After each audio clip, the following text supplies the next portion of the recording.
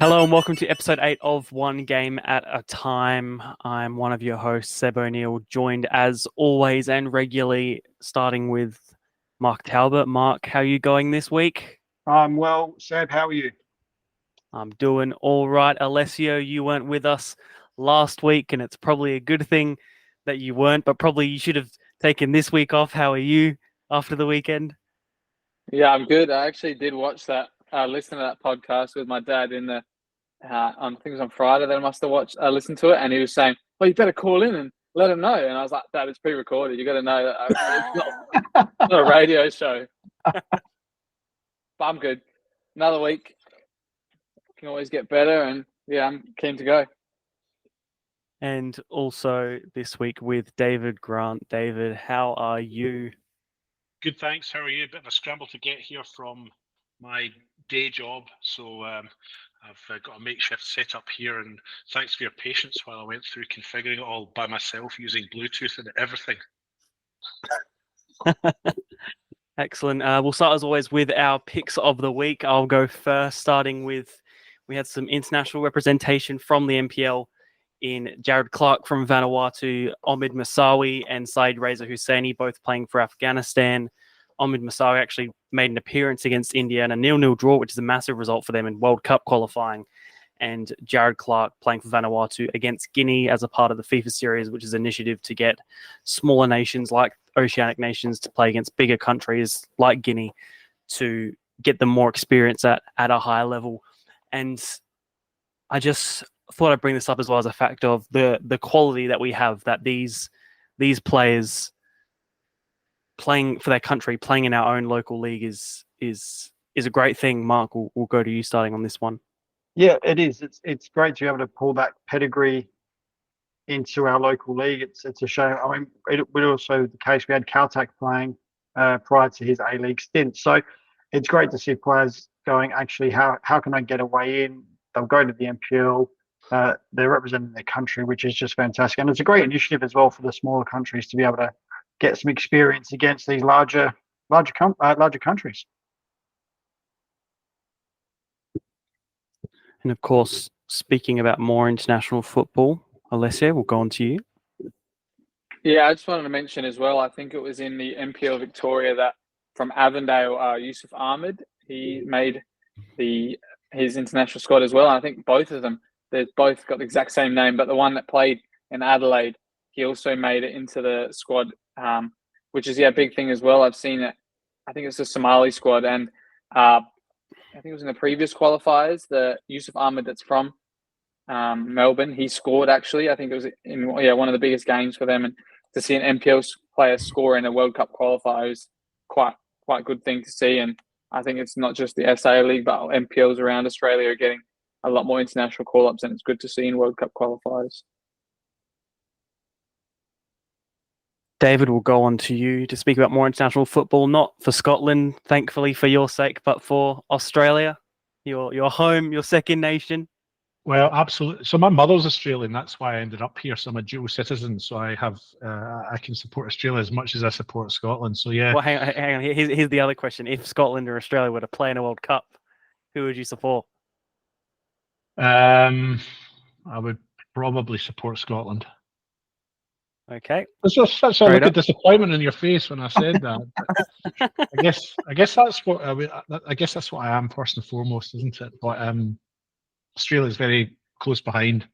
Grew up with an Australian mother, so I've always had a soft spot for the Socceroos. Shall I do my pick now? Yes. So my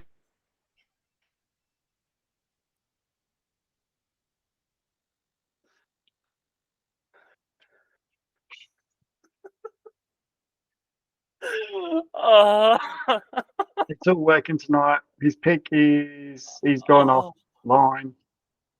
Shall we keep going? Kevin jumps back in. Yes, we'll go on to Alessio. We'll go on to you for now until we get David back. Yeah, I wanted to have a quick comment as well that Yusuf Ahmed, he actually played in the African Cup South Australia for Somali in that local series, and he won the SA AFCON as well for Somali. So it's awesome to see I think it happened previously with Elvis and Pacific, who played for the local Burundi teams to win the AFCON here, to play for the actual senior side of those African nations as well. So that's a pretty interesting thing to see. But my two picks this week were a couple wins for some title contending teams. It was first Cove, their win 1-0 over Eastern away, came in thanks to an 88th minute own goal from Dion Maggetto for Eastern United. But that was one of the most enticing clashes of the State League 2 so far, with those couple teams at the top of the league, Eastern and Cove and Adelaide Uni as well, who are undefeated as well at the moment. So it's interesting to see the first one go the way of Cove and continue their undefeated streak. And I think they've only conceded 2 goals, 1 in the cup and 1 in the league. So that's another team that's had a great defence so far. The other one was Fulham, their 3-2 win over Adelaide Blue Eagles. It was a massive win. Borghetto scoring 2 goals there. Both of them look like the ball's itching to get into the back of the net as well. That I think it might have been his first goal where it hit the post and the keeper saved it, cleared off the line. It finally came back out to him and he just lashed it home from close range. But also to see Ricardo da Silva get a few goals to his tally was good to see as well. I guess shouldering the burden from Dante for a bit, but it's always a tough place to go at. I think Mark knows it just as well as I do that West Beach is one of the most bouncy and windy pitches you can play on in this league, and for them to get a win there at home, maybe get some home form as well, it's another big win in one of those top 3 contenders for the league. Yeah, it's certainly not an easy pitch to play at for the home or the away side. That pitch is very bouncy, but that wind that kicks up there is an absolute nightmare. So I reckon that pitch would probably compete with the Cove's old ground up on the hill for most windy. I'll tell you what, it's a nightmare when that wind kicks up down there at West Beach. Mark, we'll go straight back to you to talk about the big game between Adelaide Croatia Raiders and South Adelaide Panthers. Yeah, I watched this game. Quite an exciting game. I mean, 7 goals is always exciting. It could have been more.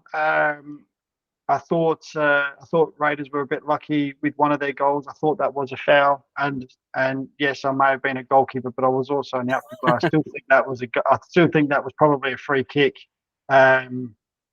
to Moss. And then obviously he did get sent off for a second bookable. So the first booking was for going mental at the ref for that non-free kick, and then he got sent off for what seemed to be a push on one of the Raiders players in one of their celebrations. But I've seen the footage, and I have to admit, I actually really feel for Moss, because the fact was that Raiders player was celebrating within inches of his face, jumped into him, and all Moss was doing was just clearing him out of his own space. And I feel that the refs really gone and done him there. I don't like to normally say anything bad about the refs, but I don't think he deserved to be sent off there. And I think the Raiders player should have also, if he was going to book Moss, he should have been booking the Raiders player as well.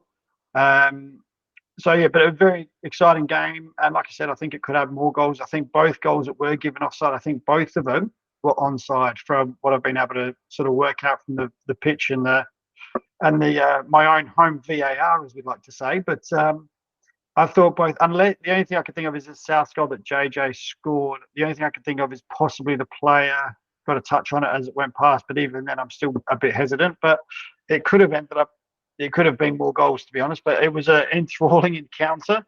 But from a South point of view, not the result they wanted, but the fact that they scored 4 goals effectively. Obviously, one got disallowed. I'm still trying to work out why, but they're scoring goals. They've just now got to stop the leaking at the back, and I think they could actually start then getting some good results for themselves. I was just going to ask you, Mark, actually, your home VAR system. I just wonder how that works. So the play plays, you're pressing pause, and then have you got like a red marker pen? Yeah. So on my phone, I've got a pen. I've got a Galaxy Ultra, so I have a little pen that comes with it, a little stylus, and I can actually draw my lines, and I can make it loop around the ball and the players and stuff like that. It looks straight, but guarantee you it's not. But yeah, no, that's my home VAR system. So it's not too bad, to be fair. I get it right most of the time, but I'm only showing it to myself, so of course I'm right.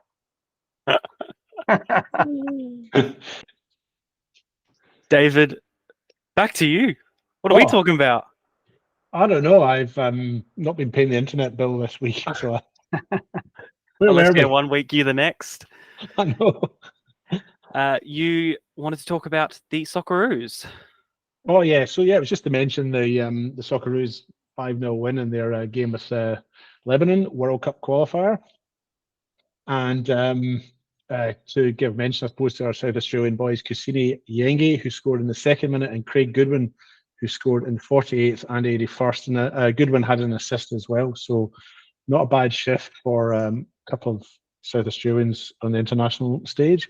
Just a quick mention as well, the passing of Edmund Creft. I just thought I'd mention that. So our condolences from our group to the Edmund Creft family and friends and so on. So that was my 2 picks for the week. Just a final question before going on a review.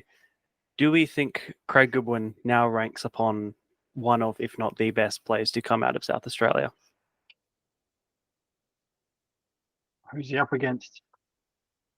Yeah, he's got the Aloisi. He's got the Aloisi. Yeah, I would say John Aloisi. Yeah, Obviously, What about Cosmina? Cosmina, who played EPL, played for Arsenal. Well, not EPL, Well, but top one tier. game. Yeah, he still played for Arsenal, top tier. And I don't think it wasn't a full game either, was it? Didn't he come on as a sub for about Yeah, he did. Yeah, 10 minutes? but that's the thing. You've got some great names in there. I mean, the Vidmar. You got the Vidmar boys as well. Yeah. So both SA boys. So it's a tough call that to make. But he's doing all the right things to become probably one of the best SA Australia players that we were one of the best players that SA produced. So, but he's certainly up there, isn't he? You look at that list; it's a quite an impressive list when you look back. You got the Vidmars, you've got Aloisi, Goodwin. Not a bad shout, and great company. Mm. On to our review for the past week, starting with round 4 of State League 2, going through the results, starting with Eastern United versus Cove, in a 1-0 loss to the away side. Gawler Eagles losing to Port Adelaide 3-1. Modbury Vista losing to Adelaide University 3-0. Northern Demons at home to Adelaide Hills Hawks, a 4-0 win for them. Mount Barker versus Noarlunga United, a 2-0 loss for the home side. And Pontian Eagles versus Seaford Rangers, 3-1 to Pontian.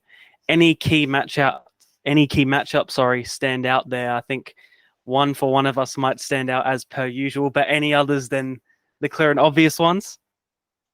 Well, I stuck my neck out last week, didn't I? And I predicted that the Hawks would lose by 8 goals, but in fact they only lost by 4. So I was proven wrong there.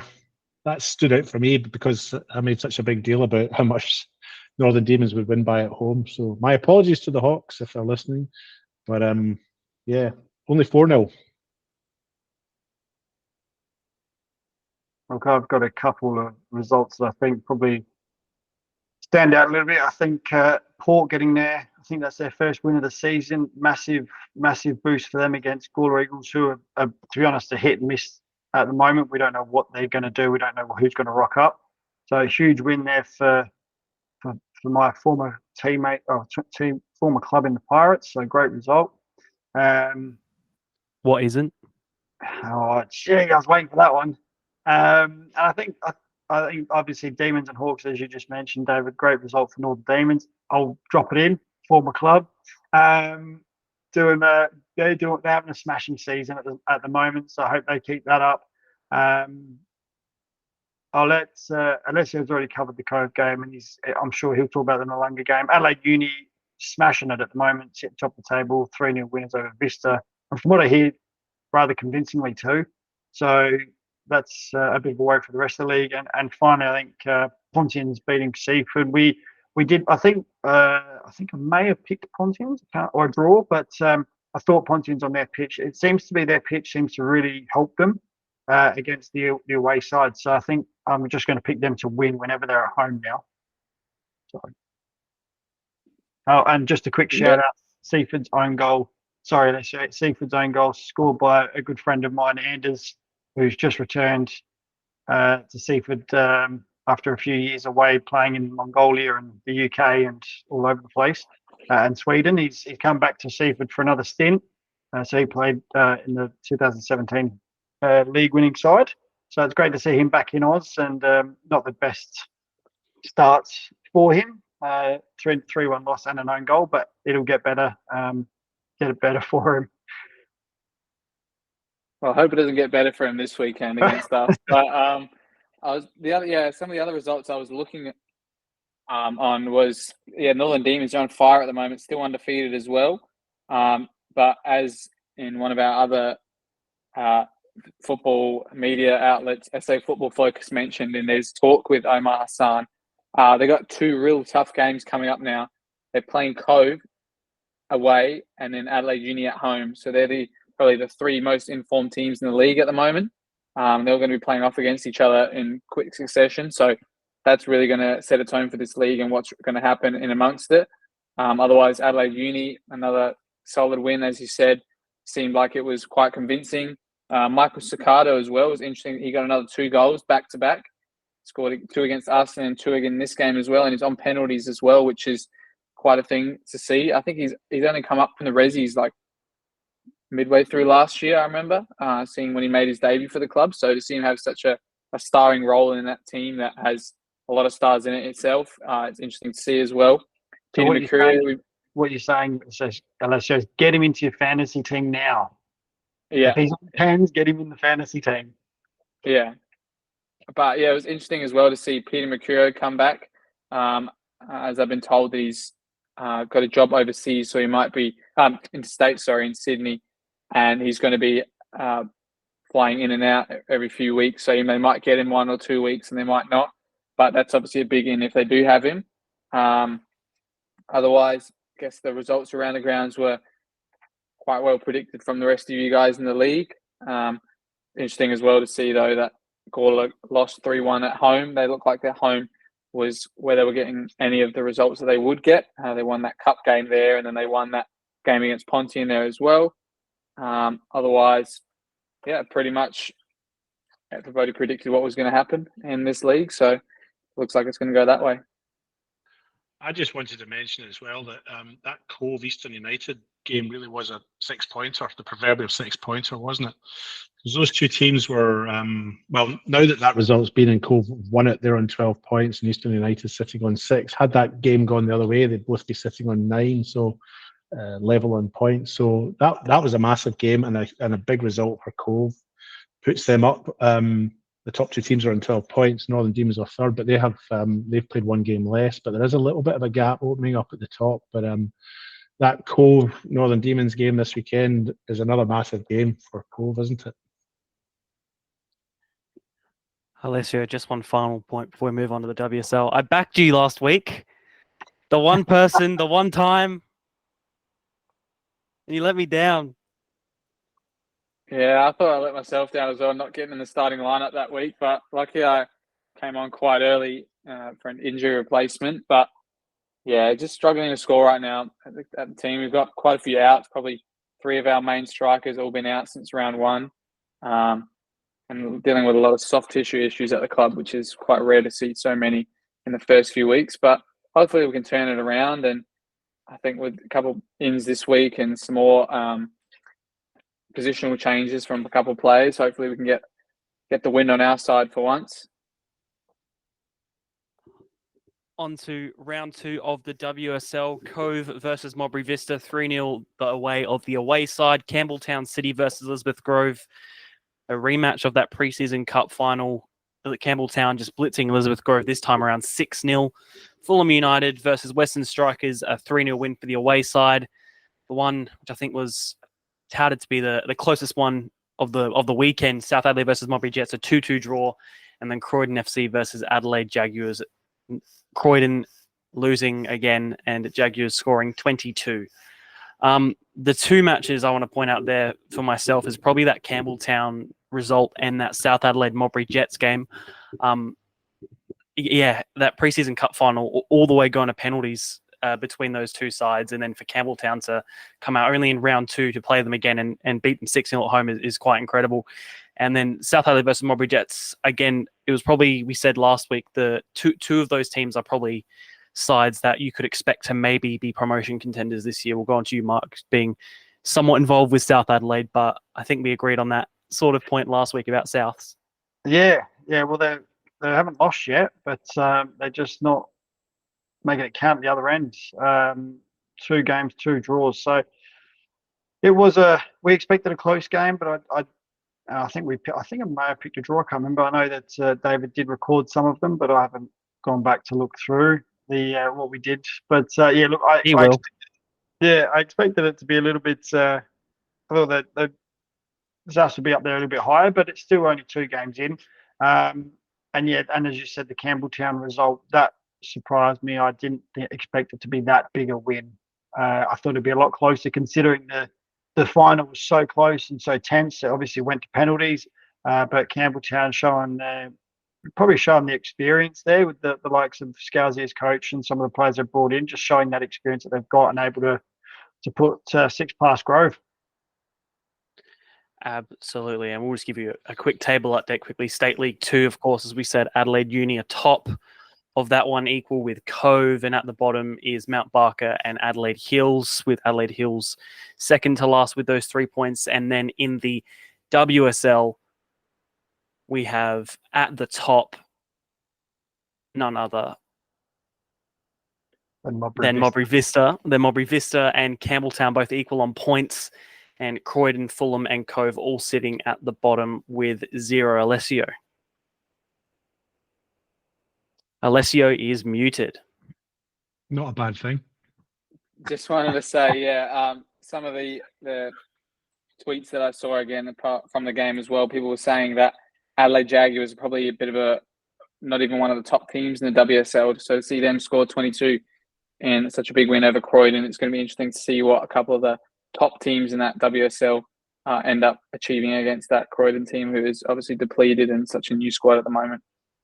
Do you know what I think going on that, Alessio? Just what does worry me is that what happens when, like, we look at the ladder at the moment. Jaguars sitting 5th with 3 points with a goal difference of 20. Right? You look at Modbury Vista, who I think did Modbury Vista play Croydon the first week? Yeah. They've got a goal difference of 15 on 6 points. Campbelltown, goal difference of 8, but haven't played them yet. Like, you know what I mean? Like, some of the clubs are sort of going, wow, they've scored a lot of goals. There's a big goal difference after 2 rounds. You're sort of going, okay, they may have already played them. And it actually might have even been Modbury Jets that actually played them in the first round, because they got a goal difference of 17. So you're sort of going, well, like, what's going to happen? What's going to happen with that league in the fact that, are they going to start forfeiting for Croydon? Are they going to say, no, we can't do this because for whatever reason? And then do they then change those first 3 games and go, well, however many games they do play, to a 3-0? Or do those games stand as they are? Because that could have a massive effect come the end of the season. But if Jaguars get their points, they go top, goal difference could come down to it at the end of the season if they're still including those games. If for whatever reason, if Croydon don't continue, that is, I mean, they may continue, and I hope they do. It's great for a club to have a team in the WSL, and I hope they can work it out. But at this stage, it'd be interesting to see what happens moving forward for that team and what happens for that league. Very, very interesting circumstances in the WSL. Going on to round 4 of State League 1. Going through the results once again, West Torrens Burkalla versus Western Strikers 2-1 the way of the home side, and another home win between Playford and Sturt 4-1 the way of the home side. Salisbury United coming out 3-0 winners against Adelaide Victory, which is a huge one for them. Fulham United versus Adelaide Blue Eagles, another shock of the round. Fulham 3-2 winners over the form side of State League 1. Vipers and Cumberland, luckily for Vipers, playing out a 2-2 draw, giving them their first points of the season. And Adelaide Cobras versus West Adelaide 1-0 the way of West Adelaide. Again, I think those games, 2 of those really stick out to me, at least. Fulham and Blue Eagles, and Salisbury United and Adelaide Victory. Alessio, will go on to you for these ones. Yeah, so as I mentioned, it was finally Fulham's day to get a result against a top team. They struggled in the first few games against teams that are a bit closer to them, and finally they could prove their worth to me, as well as being one of the biggest fans that they could finally get a big win that everyone else is seeing their progress now. But yeah, even some of the other wins in that league. So Salisbury United's 3-0 win at home against Victory that extends their home unbeaten streak and extends Mark Euro's 5-goal tally for the season. I think I saw on their socials as well saying that he's been wasting his time at the back, scoring all these goals so far this season. But a couple of the other results as well. It was good to see Vipers get a draw against Cumberland. I think a few people probably had Cumberland in the top 6 and Vipers probably near the bottom. So to see them get a decent result there is quite good for them. The Hellenic Derby was 1-0 for West Adelaide and continues a bit of a poor start to the season for Adelaide Cobras. They've only had 1 win so far. And then Playford versus Sturt Lions. I thought that was going to be a turn for Sturt Lions. I remember we were in the change room, and obviously we have quite a few ex-Sturt boys in our team, and they were all looking at the score, and it was 1-0 to Sturt early on, almost going to half time, almost time for us to go out for the warm-up. And then by the time we came back, it was Sturt down to 10, conceded 3 goals in the second half, and they've lost 4-1. So it was unfortunate to see that. But it was good to see. I mean, Sean Garrett scored the only goal for Sturt. He's a youngster that's come through their reserves and 18s. And I'm pretty sure he played 18s last season because I didn't play him with him at all in the reserves when I was there for half of the year. So it's good to see how many players they're promoting straight through the team. And it's, unfortunate for an ex-Hawks boy. I don't know if you know him, David, Daniel Riles, who got the red card for Sturt after 2 yellow card bookable offences. So it looked like there was no complaints from him as well. He knew that he was already on one and made a poor decision. But otherwise, it's a couple of interesting weeks for Sturt Lions now. They've got Fulham again in their next match. So they just played him in the Cup recently and lost on penalties. So that's going to be interesting to see what they can do against Fulham. Yeah, just echo what you said. Both of you said the Fulham United Adelaide Blue Eagles game was the surprise of the round. Christian Borghetto, the number 7 for Fulham, he scored twice, so he had a fine day, didn't he? And the winning goal that he got came 4 minutes from time. So it's a result that sort of the top teams sort of reeled back a little bit or held back a little bit. As I look at the table now, there's only 3 points between 1st and 7th. So Adelaide Blue Eagles, Playford, then Fulham, West Adelaide, Salisbury, Burculla, and then Adelaide Victory. There's only 3 points separate those 7 teams. So it's good. It's good to see a nice tight competition like that, isn't it? There's only a few points separating the sides, and a win or two can move you from relegation to promotion or finals, as we do here. So that's it for me. Well, as you've just covered there, David, the gap between 1 and 7 is 3 points. Everyone says the State League 1 is the hardest league to get into and hardest league to get out of. From State League 2, hard to get into, hard to stay in. If you're in there, it is hard to get out. All the teams, anyone can beat anyone on their day. We've seen that now. I mean, as Alessio covered, like that Adelaide Blue Eagles Fulham game, that does it. Reels everyone back in, and there's no gaps. Like it's quite tight at the top. Salisbury beating Victory convincingly at home. Another big result for Salisbury. Great result for Salisbury. And I give Matty Marchar a shout out. Good, he's a top lad, good player. Goal scoring centre half. You don't find them too often. And he scored a hat trick one week. Not many centre halves can say they've done that before, especially from centre half. It might happen if they go up front, but he's just an absolute beast for Salisbury. I think probably the other biggest two surprises for me. Sturt, I expect them to be up the table a lot higher. Obviously, they're sitting 12th at the moment. Just really struggling at the moment, finding their feet. I hope they can turn it around. And I think the other one, I think we all expected Cobras to be flying at this stage of the season, somewhere up near where West Adelaide are and Fulham are, but they're languishing at 10th, and they just seem to be struggling, just struggling as a team. They're just one win, 3 losses. They just seem to be struggling. They've got a -4 goal difference, and they've brought in some defensive reinforcements, and it just hasn't seemed to settle at the moment. So it'll be interesting to see how they turn that around. Tough gig for Sturt next week as well, because they've got Fulham, haven't they? And Corbers have got Burculla, but so that's a tough one for Sturt next week to go to Fulham and try and get something there. Very, very interesting and very tight in State League One.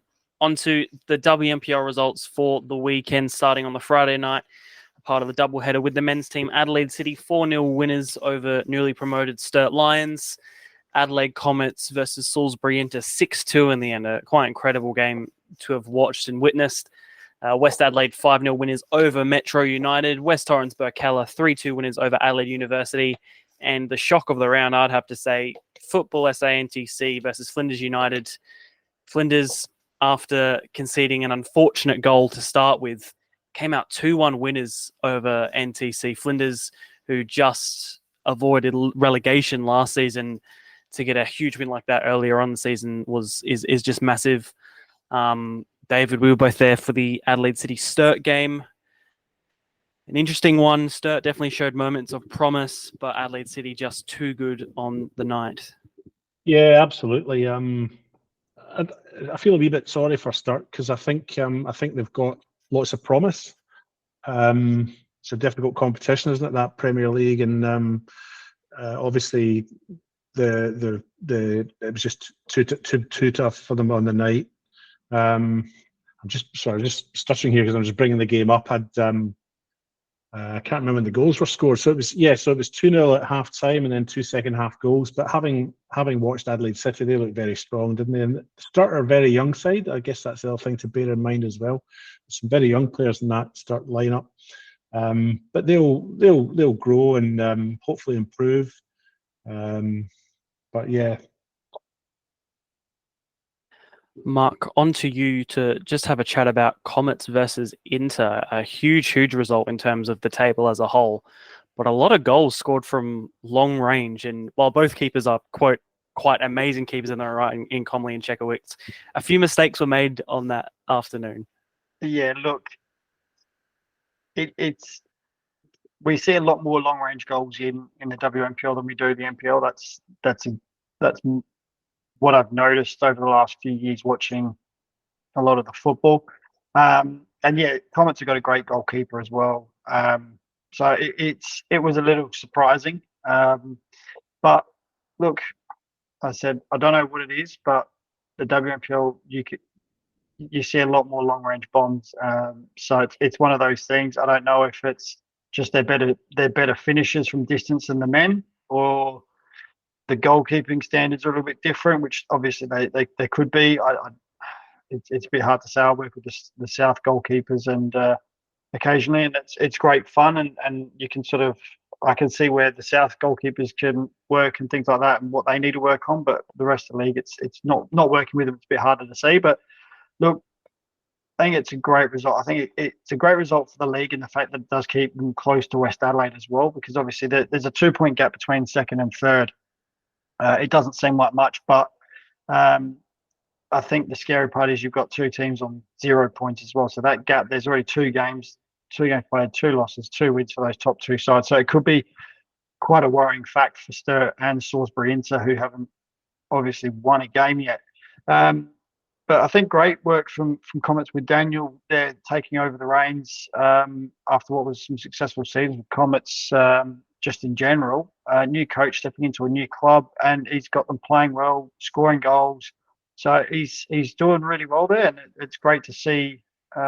Great to see that happening. So I think it's going to be really tight. I think that it's going to be between the top 3. I think that's how it's going to finish at the end of the season, with those 3 teams all near the top. Unfortunately, I don't see too many breaking that. Those 3 teams just seem to be the strongest at the moment, and I think that'll continue most of the season with West Adelaide, Adelaide Comets, and Adelaide City. And then just finally, that massive win for Flinders United, Alessio, over Football SA NTC. Absolutely huge for a new side to jump their second year in the WMPL over a side who made the grand final last year, a young side, a side that's touted to do great things, but Flinders United getting over them in the end. Yeah, it was such a big turnaround. I actually spoke to one of the players from Flinders United, Anastasia Willoughby, and she was saying how disappointed she was as the captain of the previous game. I think they lost 5-0 to West Adelaide. So for them to turn around and get such a big win on a Friday night at a great facility as well is a really good way to start their season strongly and keep them on a positive track for the year. Obviously, they've got some new signings as well, and they've still got time to gel. But it's really good to get such a big win against an informed side like FSA and TC that might be changing every week. So it's definitely good for them, who might not be as touted to be one of the top teams in the WMPL, to get some early points and really make it difficult for other people below them. And while you talk about Flinders United, just a quick shout out. I had one of the young players just coming through the ranks, young Grace.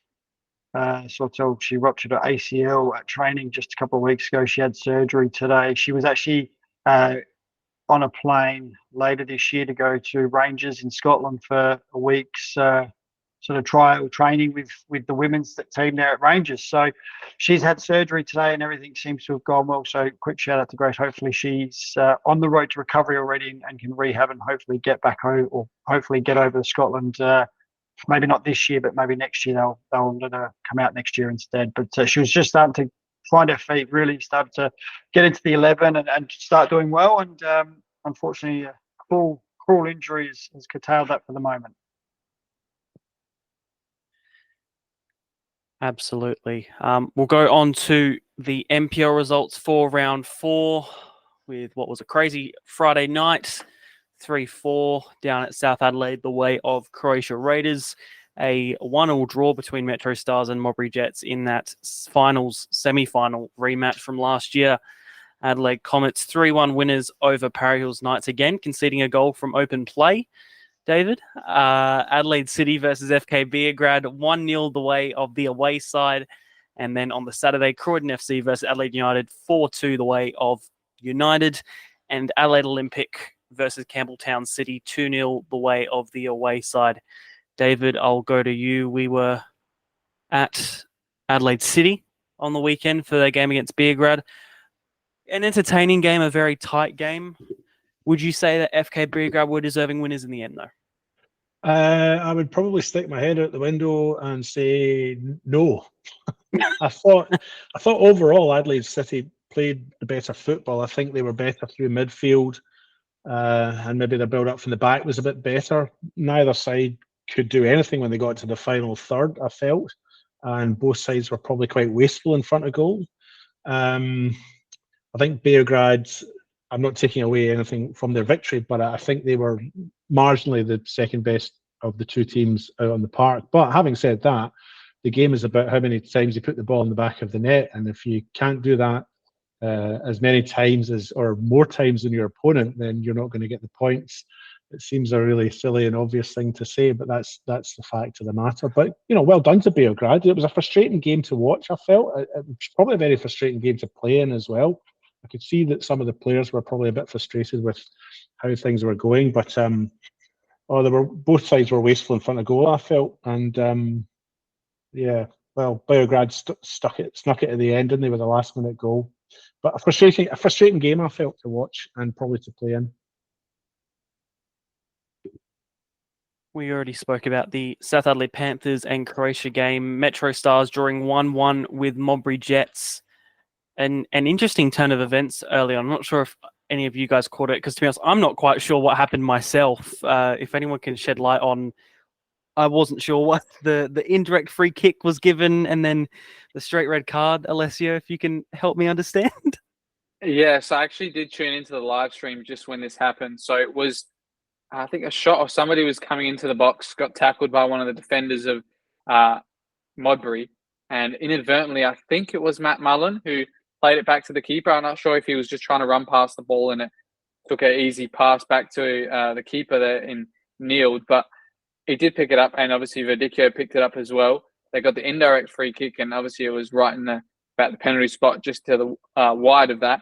Everyone was on the line, and somehow when the shot came in, it was adjudged to have come off Daniel Detroit's arm. I'm not sure how the ref seen that, or picked out that it was exactly him who did it, but he did, sent him straight off for a goal scoring opportunity, and Hamish Gow got the chance on the spot, and he tucked it away nicely down the centre of the goals.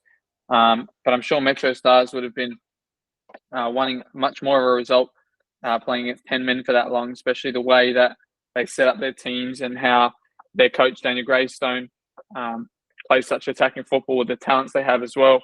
And and it was Modbury Jets who got back in the game with a penalty of their own, which Jesse Francesca tucked away, and he celebrated quite loudly in front of, I think it looked like the Metro away supporters, but his bench was there as well, which you could celebrate with, and it's a positive point for them to take, and maybe that's the bogey team of Metro Stars, Modbury Jets, playing them at home. It looks like it's real difficult for them every time they do it, but yeah, it's good to see as well.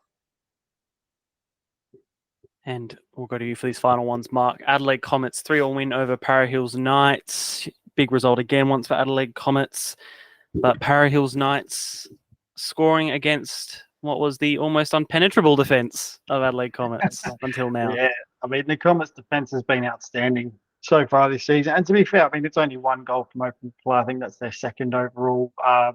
So they're still quite a defence-minded, or a very strong-minded defence, should I say, because they're not a defensive side at all. They're scoring goals for fun at the moment. I mean, look, it's the Tasmanian hero at the moment in Garrido. He's come up from Tassie, and I think he's got a goal a game, or he's just over a goal a game or something. He's banging goals in for fun. He scored another 2 on the weekend. So he's what the Comets have been missing since the days of Andreas Weems, an actual out-and-out finisher. And he's proven to fill those boots at the present moment.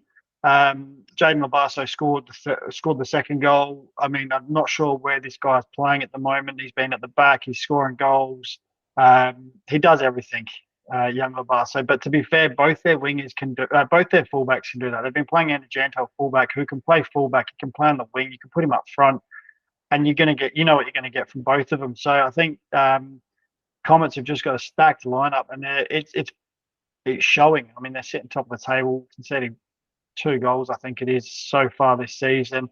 So it was always going to be tough for Para Hills, regardless of that game, regardless whoever coming up against Comets. So, but to be fair, Para Hills are doing the right thing. They're picking up points when they can against the teams that are going to be near or around them, and that's the way to stay up. They've got to stay up. That's their first job this year, is just to stay up. If they can take the points from teams around them, then they're going to be well on their way to staying up. So, and like I said, we've already got, surprisingly, Metro down to 7 points, and that's a 5-point gap between them and Comets that sit on the top. So Comets have just been just quietly outstanding. They've been excellent.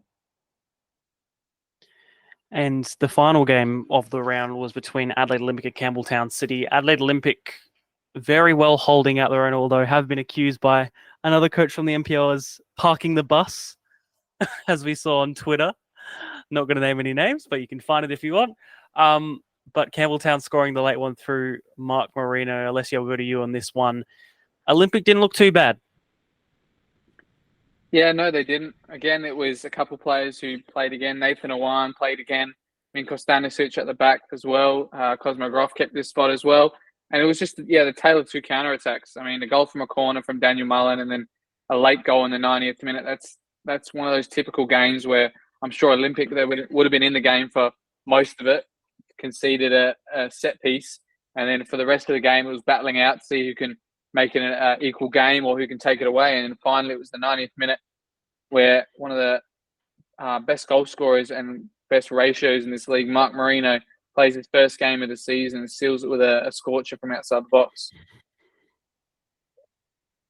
Yeah, just surprising that Olympic were a little bit tighter on that first goal. I mean, everyone knows how strong Campbelltown are on set pieces. But when you watch the goals back and you watch the highlights, Mullen was free inside 6.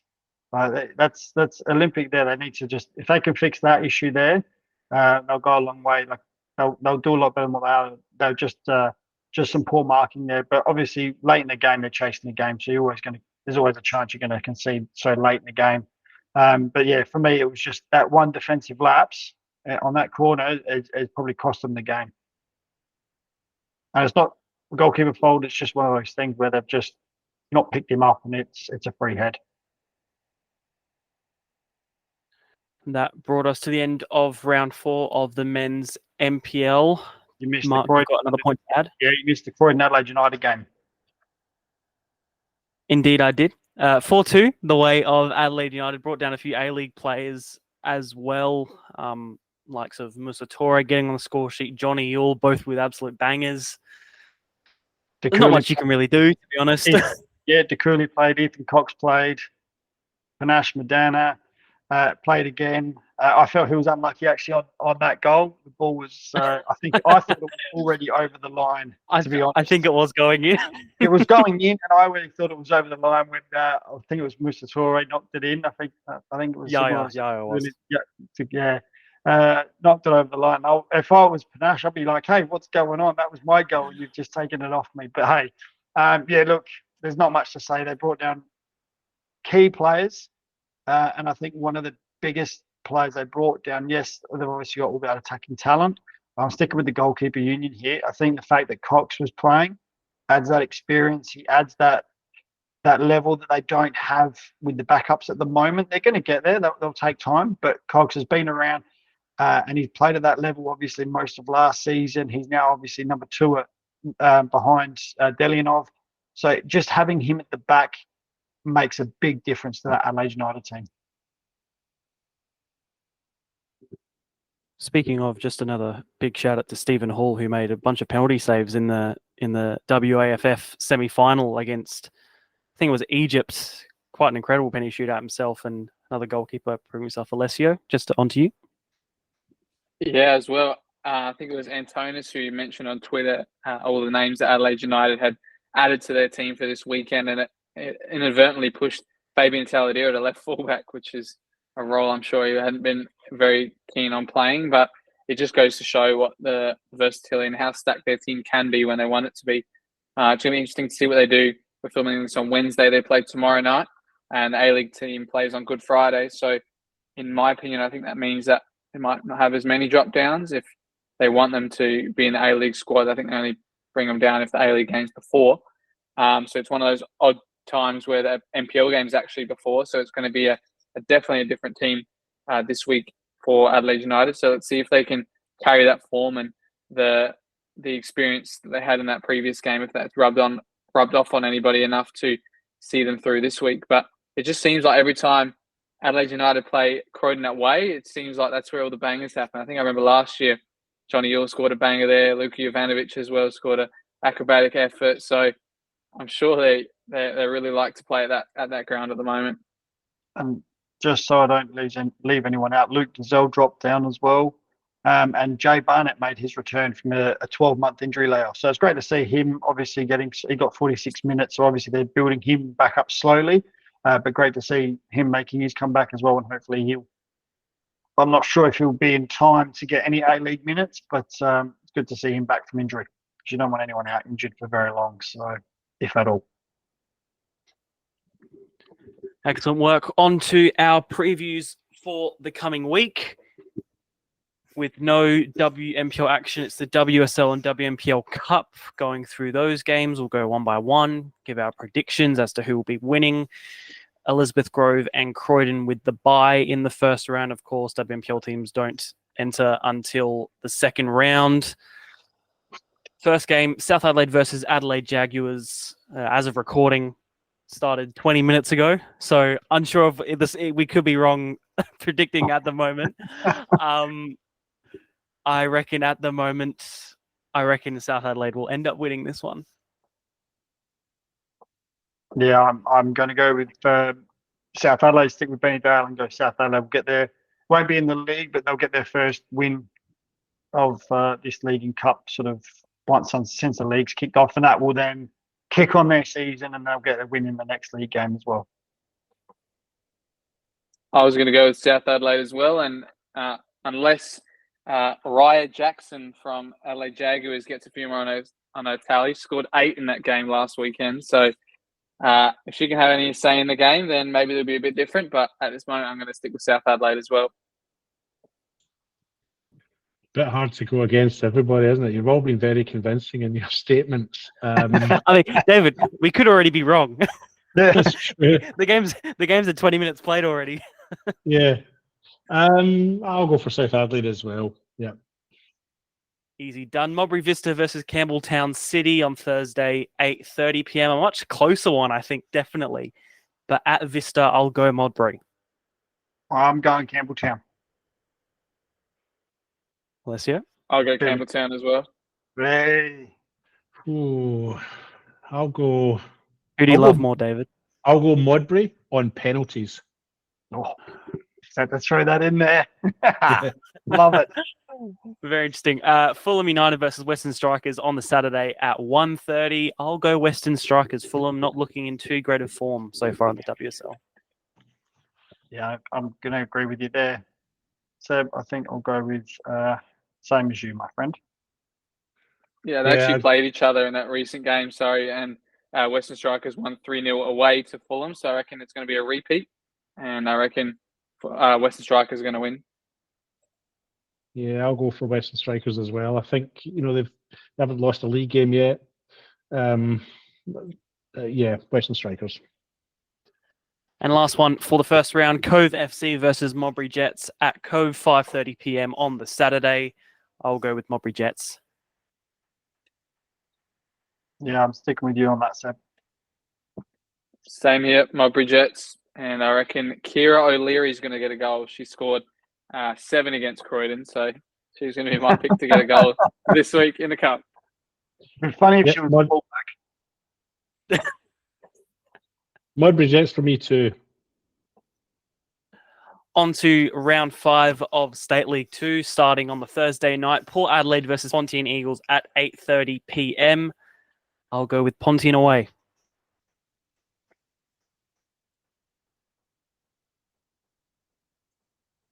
Tough one. Yeah, I'll go with Pontian away as well. It's going to be a grass pitch at Port Adelaide, and I think it's probably in good nick at this time of the season as well. But I just see Pontian as maybe a similar team to Northern Demons, as we mentioned. They're probably quite a dangerous dark horse in this league, and I think that we haven't seen too much of Port Adelaide because a lot of their games have been postponed recently. So don't really know what to make of them so far, but I think Pontian are going to get back to winning ways this week and get a win away at Port. I haven't seen. I've seen Port Adelaide play this year. We saw them playing at Elizabeth Downs in the Cup, didn't we, Seb? Yeah. When I ventured way out north. But I haven't seen Pontian Eagles play this year. But I'm going to go with a Pontian Eagles win in this one. I think it'll be quite tight, though. I think it'll be quite close. I'm going to go with former club. Just drop that in. I reckon I should say that every time I say a club. You've had more clubs than Tiger Woods, mate. Oh no, he's got 13 in his bag. He's allowed. I've only got 7. I'll keep that one. I'm going with Port. I think the win last week is going to give them a massive confidence boost, and playing at home on Thursday night. I know they're going to be missing one player, but I still think they've got enough to get the result. I think I'm going to go with Port. Adelaide Uni versus Eastern United, another big one in the State League 2 finals race. I'll go with Uni at home. I'm actually going to put a disclaimer in. I think after last week's efforts, a disclaimer that if anyone wants to gamble or bet on our tips, please do the opposite to whatever I say. No, in all seriousness, Adelaide Uni at home, I think they're going to have enough to get over Eastern. I agree. I think Adelaide Uni are one of the informed teams in this league, and it's another top table clash. There's 2 massive games in this week's rounds in the State League 2 with Cove and Northern Demons. We'll get onto a bit later, but I think this is going to be an Adelaide Uni win, especially on the grass. I think they're just going to get it done. Had Eastern United beaten Cove last week, I would maybe have gone for an upset here and backed Eastern United to beat Adelaide Uni, but I put a little bit of doubt in my mind about them. They're 5th now in the table, and I sort of saw them as being a bit higher up 3 or 4 or 5 games in, so I'm going to go with an Adelaide Uni win. Adelaide Hills Hawks versus Gawler Eagle, 3 p.m. on Saturday. The Bird Derby. I'll go with Gawler Eagles at the Hawks' Nest.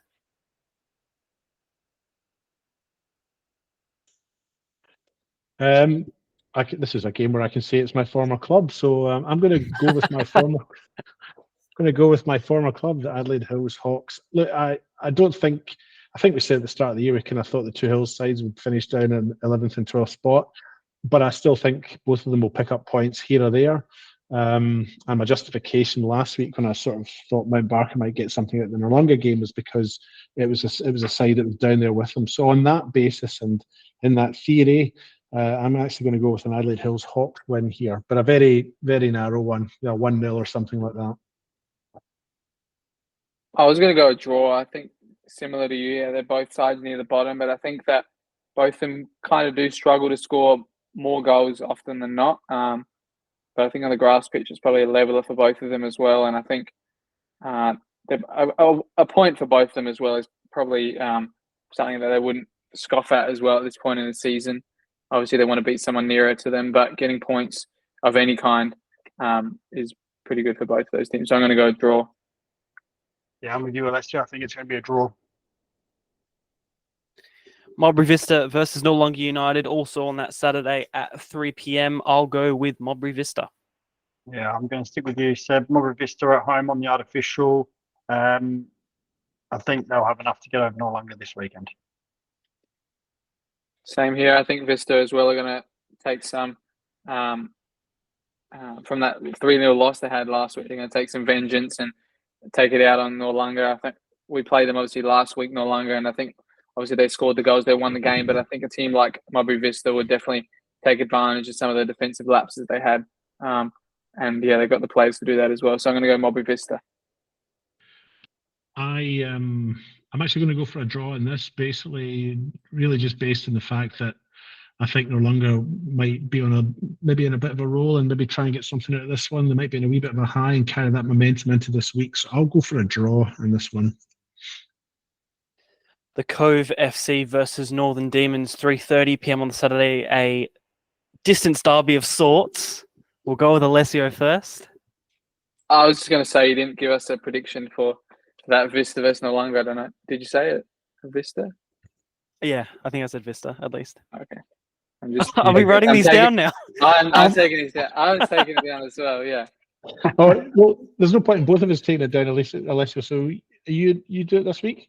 Yeah, I'll do it this week. I was going to do. I've been listening to the Peter Crouch podcast. How they do.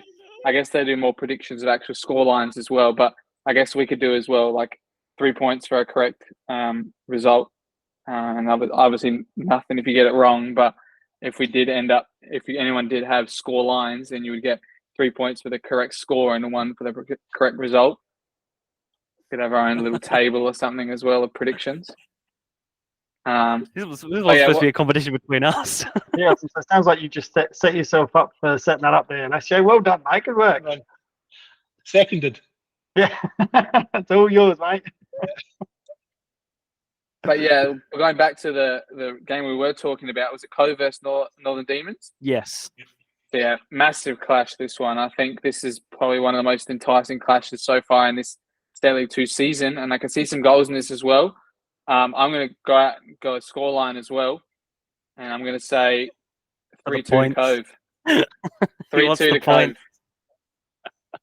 Where's this one being played? At Cove. Cove. At the Cove. This is a massive game, isn't it? I mean, this is a game this is another 6 points. This is Cove's second 6-pointer in 2 weeks. So they win this, and they're going to set themselves up with a nice little gap up, a nice pointing win, of course. Home ground. They haven't lost a game yet. Northern Demons have drawn 1, but won the other 2 that they've played. I'll go. Do you know what? I'll go for a draw in this one, Alessio. I'll go Northern Demons 2-0. Wowzers.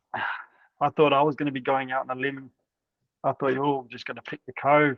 I'm going to go for a 2-2 draw. Do you need scorelines as well, Alessio? Yeah, you can. It would just make it easy. Like if you get. He's made it competitive. He can't compete with Barker, and now he needs something else. There's nothing wrong with that. I'm happy with a bit of competition amongst gentlemen. Yeah, so you have a draw, David. You can do a score draw or not. But yeah. Oh, score draw 1-1. Yeah, 1-1. Yeah, 1-1. Well, last one for the round: Seaford Rangers versus Mount Barker United. I I'll be nice again. I'll go and win for Mount Barker. Any got 1-0. score? 1-0 win. 1-0 own goal. So you're not predicting Any the score.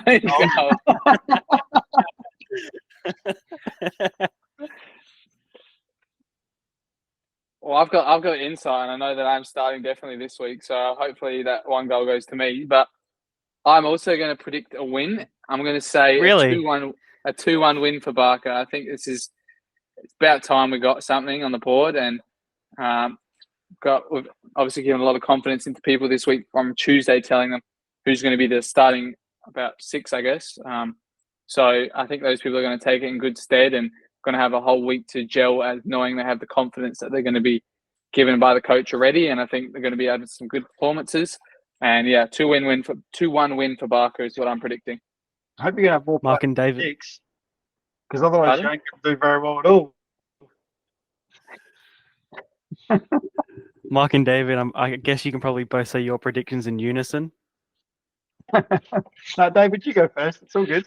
Well, I get to say this is one of my former clubs again for the second time and the last time tonight, and that is Mount Barker. Look, I don't think they're going to win this, but I do think they'll get a point somewhere along the line. Maybe this is the one game that they'll get the point, or the first game they'll get the point in this year. One game that get a point.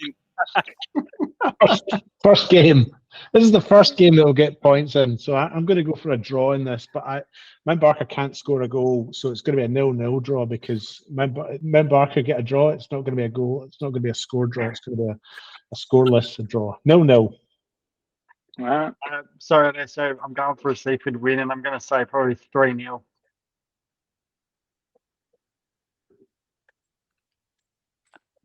Use it as confidence. Sorry, use it as funny enough. I was the catchphrase. I was chatting with Connie the other day from SA Football Focus, and he actually posted. He actually used my line and said that it was something that I said quite often. Use it as motivation. So, so apologies out there to those that I say it way too often. But Alessio, use that as motivation, mate. Yeah. On to State League 1, Cumberland United versus West Adelaide on Thursday, 7:30 p.m. I'll go with West Adelaide. You going to score for us? 2-0. I'll go with West Adelaide. I think West Adelaide will get up there. I'll go with a 2-1. I think Cumberland will get on the board through Harley Jeff, and I reckon is it Katsagiannis? Is that how you pronounce it? Yeah, Katsagiannis. Yeah. Yeah, I reckon he'll score again as well. He's on some fine form in front of goal at the moment, so I reckon he's going to get 1 or 2. So do we get extra points for the goal scorers, Alessio? I don't know how long ago in football was it when you got 4 points for a win or 2 points for a win, but it's not AFL here. We don't get 4 for free. Yeah, don't get bonus points. I'm going to go with the West Adelaide win in this one as well. They started slowly, but I always thought they would probably come good, and I think that's been the case over the last couple of weeks. They've picked up a couple of wins. I don't think Cumberland have won a game yet. They've had a draw, a loss, 2 draws. Yeah, so Cumberland haven't won a game yet. This game's at West Adelaide, is it? Is it their home game? Cumberland. What's that, Cumberland? I'm still going to go for a West Adelaide win. Do you want a scoreline? I'll go for. You don't have to. I mean, like the odds are probably better. You want the points? Scoreline. Yeah. I'm not doing a scoreline for this one. I'll just say West Adelaide win. Yeah, I was going to put same as Mark. West Adelaide 2-1 win. I think it's going to be quite similar to how he described it. Katsagiannis is probably in fine form, especially from the penalty spot as well. And if they're not careful, that Cumberland defence, they're going to give away another one maybe, and he's going to get it. But yeah, 2-1 for West Adelaide to me. Adelaide Blue Eagles versus Vipers FC on the Thursday at 8:15. I think this will be a 4-0 win for Adelaide Blue Eagles. I'll go for a 5-0 win for Adelaide Blue Eagles. Gonna go for 6, Mark. No, I think I'm going to go with the Blue Eagles win. Blue Eagles will get the result, but I think Vipers will score 1. So I think it's going to be somewhere around 4-1. And I wouldn't mind betting Vipers score first. That's an anytime goal scorer for you. But I was going to go real similar to Seb. Going to go 4-0 Adelaide Blue Eagles as well. Adelaide Victory versus Playford City at Victory, also on the Thursday night at 8:15. I'll go for Playford 3-1 away. This is a really enticing encounter. Playford obviously coming off a big win last weekend. Victory off a relatively big loss. But prior to that, Victory have been on some good form. So I think I might go. I'm going to go a draw at Adelaide Victory's ground. I just think it's that pitch, as long as I can remember, has always been difficult to play on for the away team. So I'm actually going to go a 2-2 draw with 2-2 draw at Victory's ground. I'm going to go for the win for Adelaide Victory, but I'm going to put no scoreline on this one. Just going to keep the odds just for the win. I'm going to go with the Playford City win, but very tight game. I don't think they'll win by a lot. 2-1. Western Strikers, sorry, not Western Strikers. I mean, yes, could do this one anyway, doesn't matter. Western Strikers versus Salisbury United at 4:30 p.m. on the Saturday, one of the 3. I'll go for Salisbury United 4-0. That's my big call for this weekend. Big one there, Seb. A big one for this weekend. I'm going to go. I think Salisbury will get the result just, and I think it's going to be really close. Very similar to the final last year, so I'm going to go with a 2-1 to Salisbury.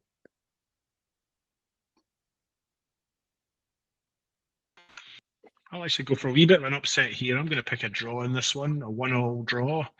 Just think Western Strikers will be looking to try and get some points. I think they'll. How did they do last week, Western Strikers? They lost, didn't they? Was it Burma? Yeah, 2-1 to Bacala. 2-1 to Bacala. You see, that's a narrow loss, and Salisbury United are on the same number of points as Bacala. They've got comparable statistics otherwise. So I think Western Striker, I fancy them for a draw in this one with Salisbury. And I think 1-1, Alessio, please. Yep. I got Salisbury 3-1 in this one. I think they're going to do well. And they were, in my opinion, a bit clear of how Western Strikers got promoted. So I think they're going to run that form back and beat them away. Tough ground, though, Carnegie Reserve, especially if the rain holds off. But, yeah. Sturt Lions versus Fulham United, another game for the Saturday at 4:30 p.m. I'll go with Fulham United away, just the win for me. Yeah, I think Fulham have shown enough, and I'm really concerned with Sturt. They're just things aren't just quite clicking at the moment, but and they're coming up against a good Fulham side, so I'm going to go with Fulham. Yeah, Fulham and Forum and Sturt are stuttering, aren't they? So I'm going to go with a Fulham win as well. I'm disappointed to see Sturt struggling. You know, I like John van der Beek and I know him quite well, and it's just a shame to see them struggling, having got relegated, and now they're sitting bottom of that table. I just hope that they can lift and get themselves out of this little rut that they're currently in, but I don't think that change will happen against Fulham. Yeah, I'm tempted to do a scoreline, but I think it's going to stick with just the result, Fulham to win as well. Last one for State League 1, Adelaide Cobras versus West Torrens Burkalla, 7 p.m. kickoff on the Saturday. Interesting one. Cobras still waiting to really get on the board at their home ground, but I think I'll go Burkalla in this one, just the win. I'm going to go for another wee upset in this one. I'll pick a draw in this one as well. I just think these sides that are a bit further down the table, playing sides that are just a bit further up the table, as in not such a big gulf, have a little bit more to play for. And sometimes if they're a bit further up the table, they can sides that are a bit further up the table can feel overly comfortable That's how I'd put it. So I'll go for a draw in this one. I reckon for some reason I just feel like Cobra is at home in a night game. They might create a few goals and get their crowd behind them. I'm just going to give a Cobras win, but no scoreline for me. Yeah, I'm leaning towards the Cobras on this, just purely in the fact that when you look at the table, it's a real 6-pointer. If they win that game, it puts them a point behind Bacala. Whereas they lose, that's 7 points. So it's a massive gap after 4 rounds or 5 rounds. So I just think Cobras at home on a Saturday night at Pro Paint Panel, I think they'll have enough just to get over Bacala. And that's all the ones from State League 1. Finally, on to MPL for your Easter weekend. 2 games on the Thursday, starting with Adelaide Croatia Raiders versus Adelaide City at the Croatian Sports Centre, 7:30 p.m. This is one that I will be commentating. I will go for Raiders at home 4-3 again. Don't mind goals. They do there. Oh, this is a tough one.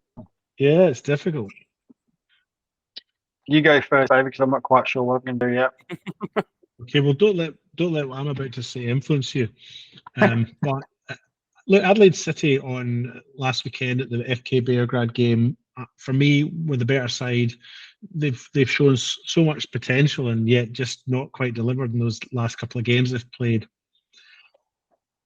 Croatia Raiders are really hard to predict because they'll win the games I don't expect them to win, and they'll lose the games I expect they'll do okay. And so this was a really hard one to pick. I'm going to go with an Adelaide City win in a very tight match, just probably the 1 goal in it. But this could go anyway. But Adelaide City for me, 1-0.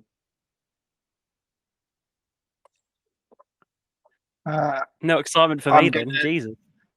I'm gonna give out a shout out. I know that Seb, you're calling this game, and I think I've spoken with Connie, who's going to have his debut as a co-com with you on Thursday night, which is great news. So we're broadening our comms team, which is excellent. So good luck and all the best for that game for both of you. But I'm going to go with a 3-3 draw.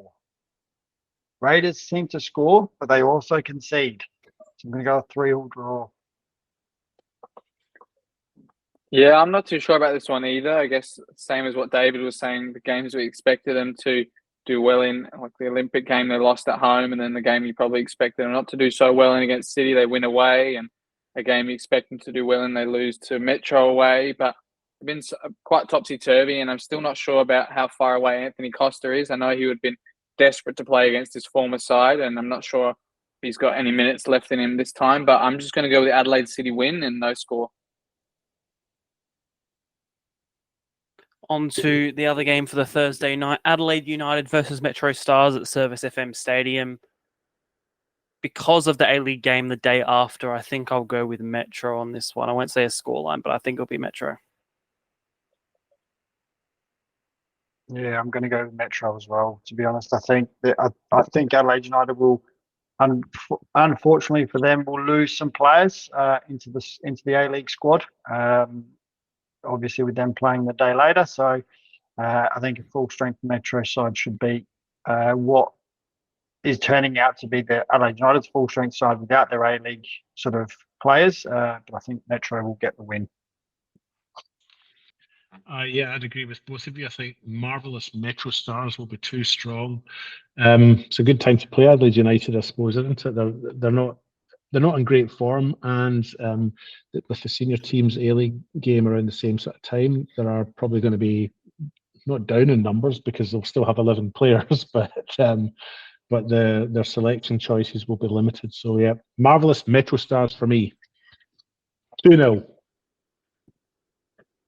Yeah, I'm going to go a fairly decent win for Metro Stars. They've done quite well on that Service FM pitch, to note, from what my memory is. I think they've been waiting a while to score quite a few goals and concede a few less than they hoped. I reckon it's going to be 4-1 to Metro Stars. On to the 4 games for the Saturday, Modbury Jets versus Adelaide Olympic at Smith Partners Stadium. I'll go a draw. I'll go Modbury Jets. Sorry to my former team. I'll go with Modbury Jets as well. I think Adelaide Olympic are just struggling to score just now. They've only scored 2 in their 4 games. They're not conceding an overly great number of goals when you compare them to other sides, but the fact that they're hardly scoring, I think, will be their undoing in this one, and Modbury will win it, 2-0. I'm going to go Modbury as well. I think they're going to do well as well. I think I'm going to go 3-1 Modbury. Para Hills Knights. Yeah, David? You think Olympic will get a goal in this one, Alessio? Possibly, maybe from a corner. I don't know. Seems like everyone's directly from a corner. Who knows? I mean, it seems like everybody's been struggling with set pieces so far this season, and I reckon that would be one of the only ways they could do it. Or if they play real century as they did against Raiders, they might. But they have got the players as well, Olympic. I mean, they have some of the most dangerous front line in the T-Boy Kamara and Mohamedi Kamara and Habonimana as well as up there. And they've got the attackers. I just don't know if they can feed them well enough. But, yeah, I can see them getting a goal for some reason. I did go, when I went along to watch Adelaide Olympic playing against MA Hawks in the Cup a couple of weeks ago, there was a ball that was placed across the front of goal, and the Olympic strikers that you mentioned were all racing in, and he was offside, but he didn't know this at the time. But this particular player, who was one of the ones you mentioned, missed his shot, and he was about a yard out of the keeper beaten, and he pushed it wide of the goal. And that I've seen Olympic twice this year, maybe 3 times this year, and for me that kind of sums them up a little bit in front of goal. They just seem to be really wasteful. So anyway, I digress. Para Hills Knights vs Croydon FC at Paddocks, 3 p.m. I'll go for Para Hills in this one. Yeah, I'm going to go for Para Hills as well on grass. But I think Croydon will score. I think Andre Carr will get on the score sheet again, but it'll be a close game, something like a 2-1, I think. Yeah, I think it'll be a close game as well, fellas. But I'll go the opposite way. I'll go for Croydon. I'm just picking, where these teams are all kind of quite closely matched, I'm just going to pick the side that's just slightly underneath the other team. So I'll go for a Croydon winning this by a 2-0 win. I just think these sides that, 3 or 4 games in, these sides that are a little bit, below those, if they're playing a team that's just immediately above them, I think there's more pressure on them and maybe more, what's the word? More, what's the word I'm thinking of? Motivation, that's the one. More motivation to get the points. So I'll go for the Croydon side in this one. Yeah, I'm going to go with Para Hills, just the straight out win, no result. But yeah, I reckon they're going to win. A couple of players against the old teams as well. Romano against Croydon as well. So I think it's going to do well. And every time we've seen him there, they put up a good performance at the Paddocks. So yeah. Campbelltown City versus South Adelaide at 3 p.m. on the Saturday. I'm going to go for a 2-2 draw.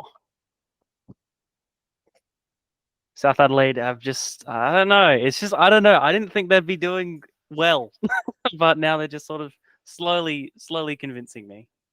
Yeah, Souths they're in an unfortunate position because they're getting close and they're just not quite there. It's just that last little bit, like obviously against Raiders, extenuating circumstances with some of it. But yeah, they're there or thereabouts, just not quite getting over the line.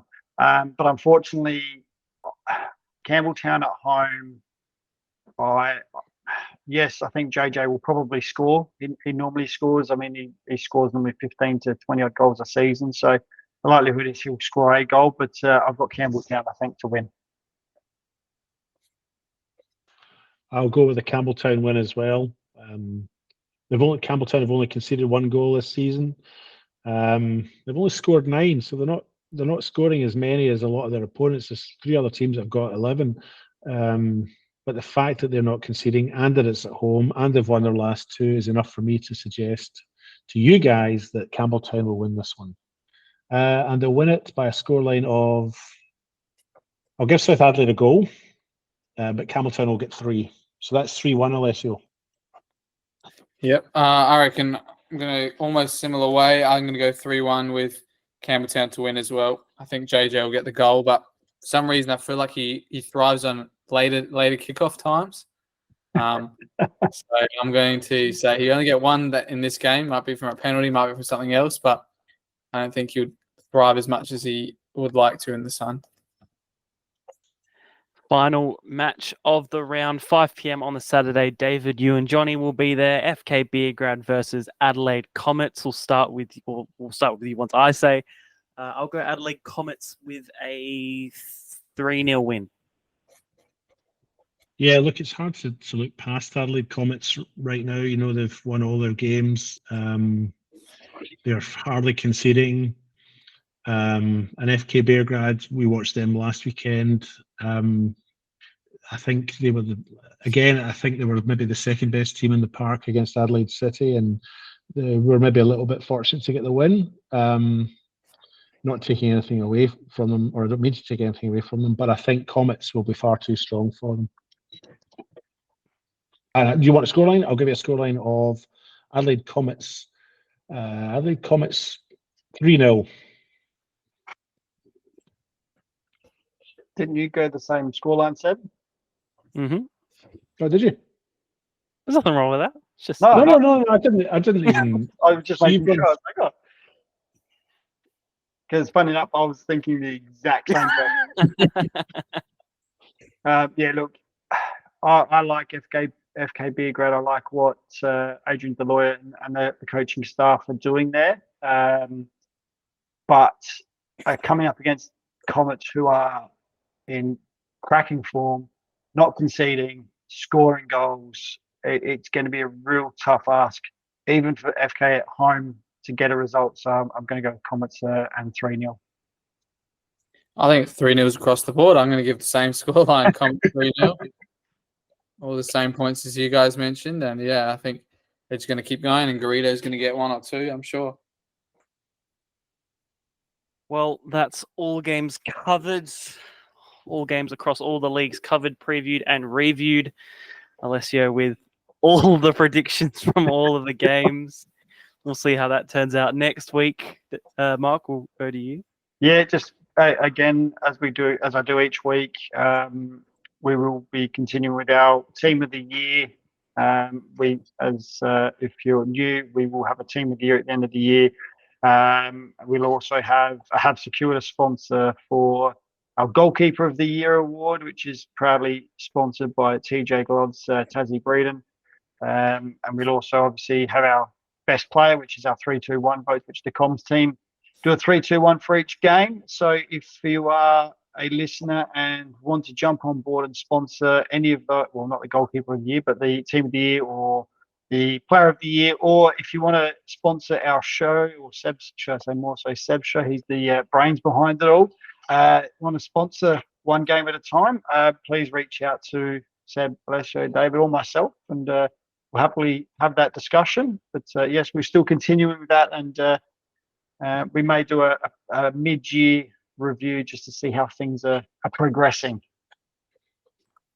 Yes, I'm very interested to see how our table predictions look at the mid-season. Before we end up, anything else to add from any of you boys? No, just a shout out to all the players. Have a great week, and all the players. Hopefully, everyone survives, no injuries, and everyone has good games. That's what I like to see. Yeah, I hope everyone enjoys the cold weather coming back, and we see some more long sleeve kits and some more away kits as well. I know that a few of us are looking forward to when our long sleeve kits arrive, or that everyone's wearing their long sleeve skins now. Hopefully, we don't see too many black gloves on defenders, maybe. But other than that, yeah, good luck to everybody, and hopefully, we see a good weekend of footy. Might be able to get out and watch your game, Alessio. Where's your game, Alessio? Were you at home or away? Or? Away at Seaford at 5 o'clock. So long trek for me, so I might do the 3-minute drive to get across to Seaford to watch that game.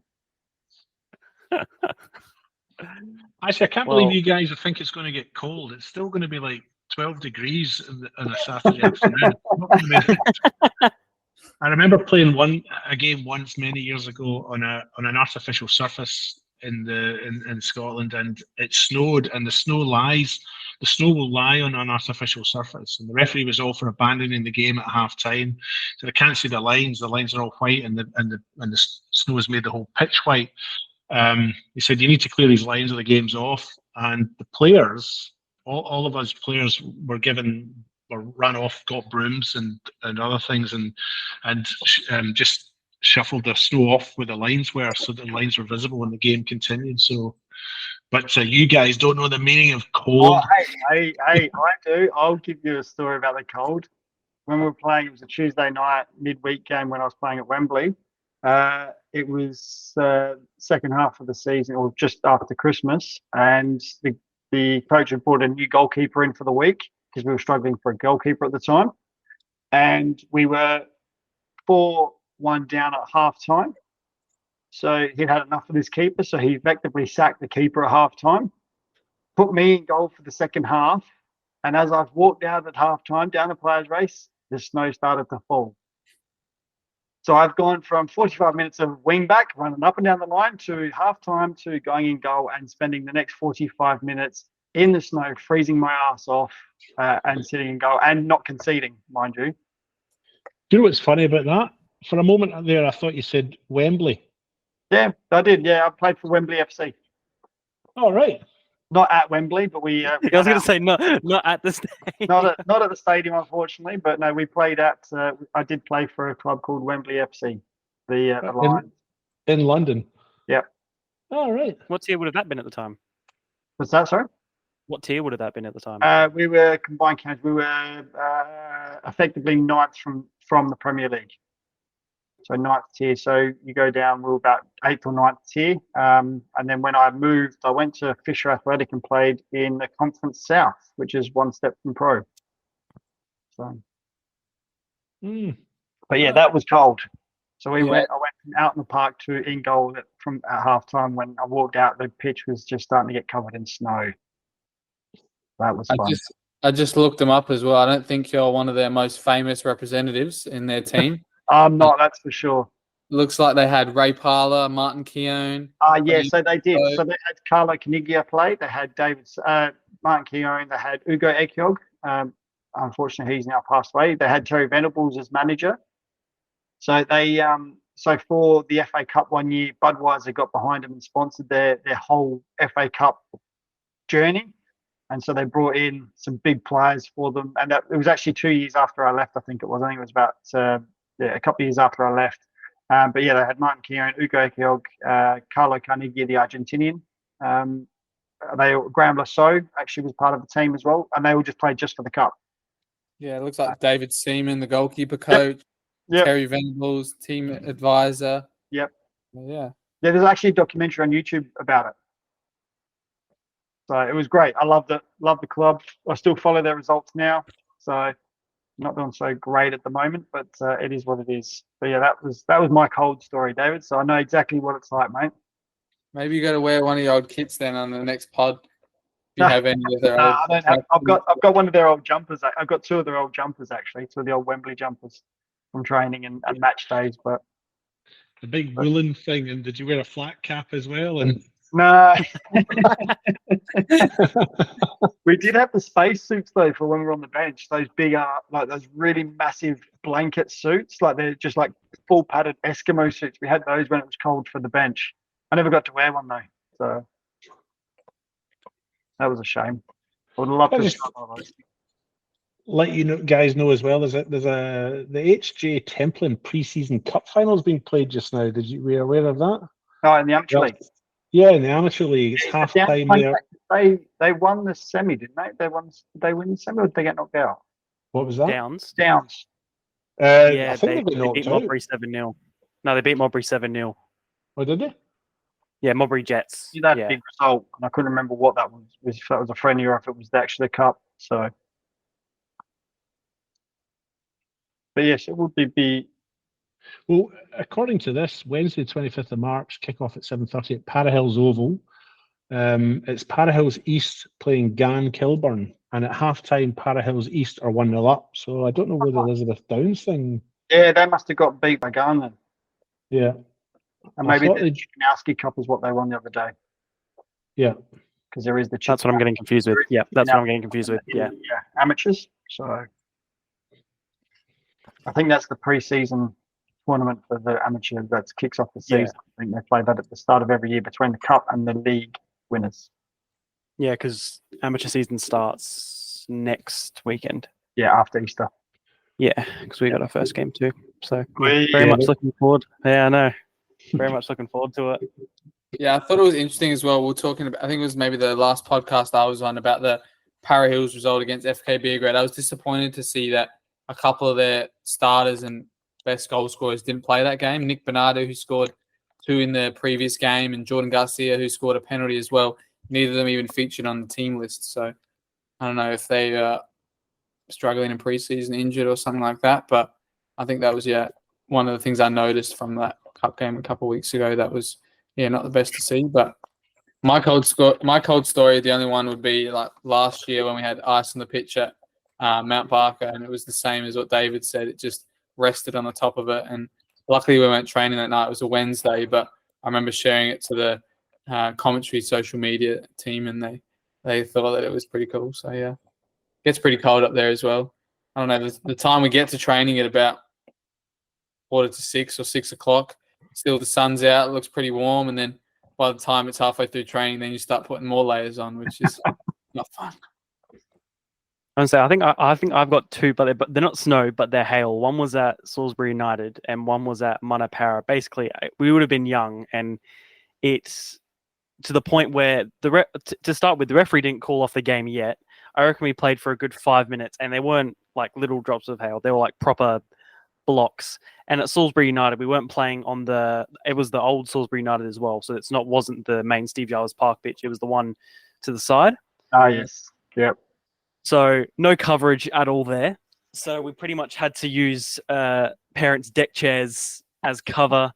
The referee, I think our coach was underneath like something with the referee as well, from memory. And then at Manapara, we were lucky to have a little bit of cover as it hailed down, and then we continued playing. It was sunny right after. So the joys of Adelaide weather half the time. But I think that's all from us from this week. Thank you all for joining me and sharing your stories and predictions. I'm sure we'll look forward to seeing how we all go in those for next week. Most definitely. But thank you all for joining me this week. Thanks for having us.